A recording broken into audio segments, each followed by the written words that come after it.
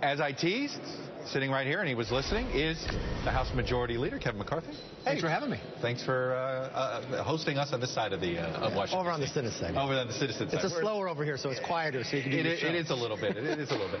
Let me ask you about... It was very interesting to hear. You're not going to hear the laundry list agenda. Yeah. I did ask Josh Earnest, and he actually laid out an agenda that actually sounded relatively realistic. Criminal justice reform, he says there seems to be bipartisan. They obviously would like to see the TPP trade deal. He was talking about more funding for NIH in some form or another, the quote-unquote moonshot for cancer. Do you sense that the White House is sort of pulling back on what they think they can actually work with you guys on? Well, what's interesting, you know, when you say about the moonshot, 21st century cures, we already passed that last year. In the House side. In the House side. Right. So, I mean, it's got to be more than just words. There's got to be action. When you talk about TPP, think about what TPA. It was the president's own party that abandoned him on that. It was the Republicans that had to push that over the line. Well, now your party seems to be back. I mean, your party's splitting on trade a little bit more. Well, if the president wants trade, why doesn't he go make the cause for it?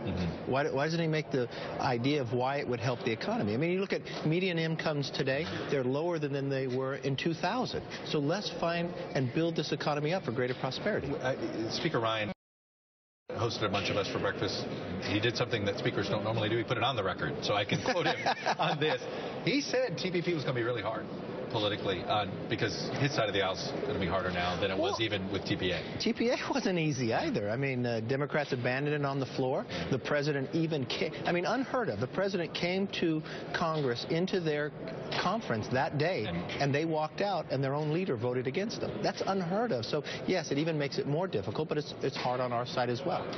You're in California. You're sort of I think of a Bakersfield, a place that has benefited from a lot of trade.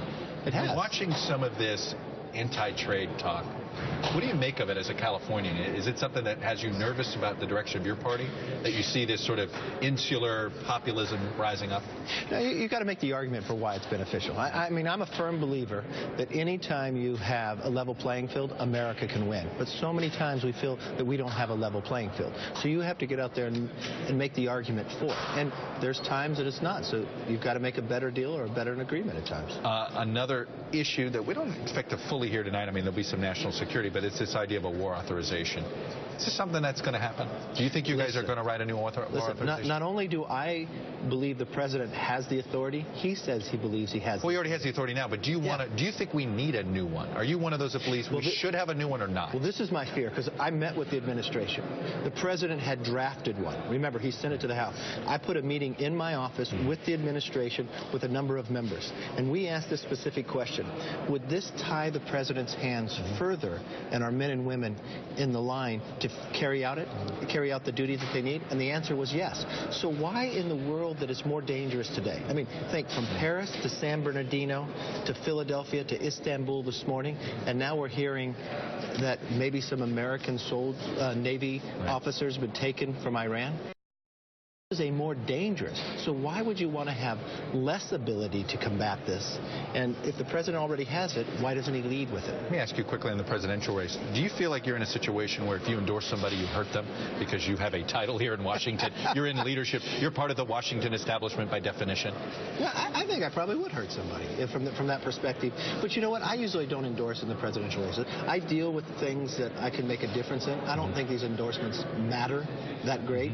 I focus on the House, because I think the House can make a major difference, and we have.